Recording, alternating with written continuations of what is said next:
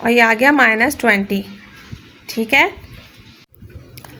इसी तरह हमने पॉजिटिव वाई एक्सिस में भी 20 तक रीडिंग मार्क कर ली।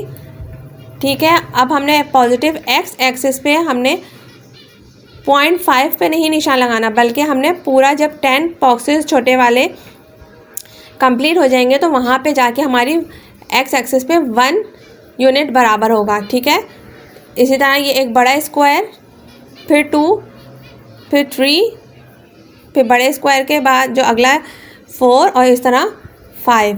और नेगेटिव में भी हमने -1 पूरा जो 10 बॉक्सेस का बॉक्स कंप्लीट हो जाएगा उसको हमने मार्क कर लेना है। अब हमने जो पॉइंट्स निकाले थे, सबसे पहला पॉइंट क्या था, 0 और -20, वहाँ पे निशान लगा लेना है। 0 है एक्स एक्सिस पे और -20 है वाई एक्सिस पे, तो हमने यहाँ पे एक डॉट लगा लिया। फिर पॉइंट था हमारे पास 1 और -20, एक्स पे हम चले गए 1 पे और -20 वाई एक्सिस पे, यहाँ पे हमने निशान लगा लिया। इसी तरह 2 एक्स एक्सिस पे और वाई एक्सिस पे था -18, तो यहाँ पे एक हमारा पॉइंट आ जाएगा। फिर 3 और -14 और 3, यहाँ पे हमने एक प्लॉट कर दिया पॉइंट। इसी तरीके से 4 और -8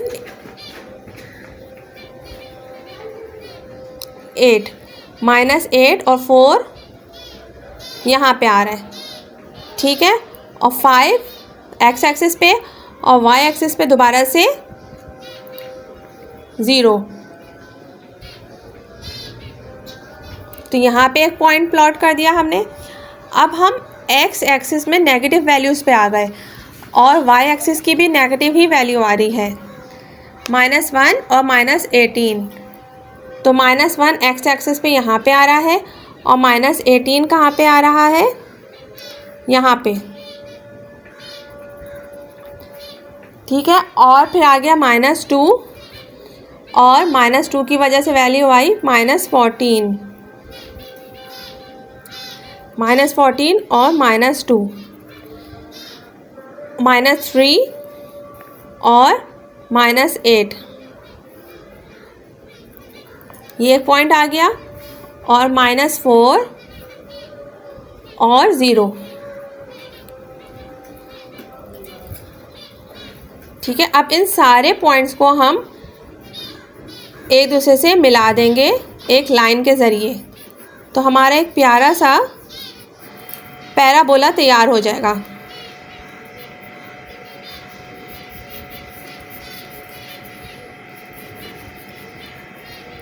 ये आप देख सकते हैं हमारा पैराबोला तैयार हो गया।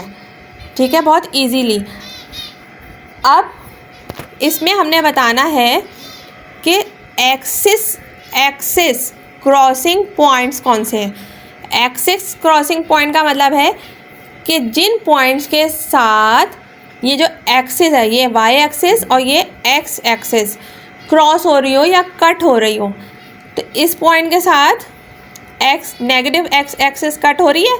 पैराबोला अगर हम इसको थोड़ा सा देखें तो ये कट कर रहा है एक दूसरे को, तो ये वाला पॉइंट कौन सा था, -4 और 0, ये हो गया एक एक्सिस क्रॉसिंग पॉइंट। और दूसरा ये पॉइंट जहाँ पे Y axis, negative Y axis cut कर रहा है, तो यहाँ पे ये क्या हो गया, 0 और -20, दूसरा एक्सिस क्रॉसिंग पॉइंट ये हो गया। और देखें इन पॉइंट्स में कोई एक्सिस टच हो रहा है, इस पे भी नहीं हो रहा, तो कौन से पॉइंट पे हो रहा है टच। अब तीसरा पॉइंट कौन सा है, जहाँ पे ये पैराबोला और ये पॉजिटिव एक्स एक्सिस एक दूसरे को कट कर रहे हैं, ये पॉइंट हो गया 5 और यहाँ पे वाई एक्सिस क्या है, 0 है। तो हमारे पास 3 पॉइंट्स आ गए। ठीक है, अब ये 3 पॉइंट्स हम अगर सोचें तो वही तीनों पॉइंट्स हैं जो हमने शुरू में ये सारा काम किया था कि जब हमने x की वैल्यू 0 रखी थी तो हमारे पास -20, एक पॉइंट आ गया था 0 और -20, एक पॉइंट आ गया था हमारे पास -4 और 0 और 5 और 0। तो इसका मतलब है कि ये तीनों हमने डायरेक्टली निकाल लिए थे एक्सिस क्रॉसिंग पॉइंट्स। ठीक है, ये तीनों पॉइंट्स थे। और बाकी के जो हमने वैल्यूज़ सब्स्टिट्यूट करवा के और y की वैल्यूज़ निकाली हैं, वो हमने सिर्फ इसलिए निकाली हैं क्योंकि हमें पैराबोला क्रिएट करना था, ग्राफ पे पैराबोला स्केच करना था। ठीक है,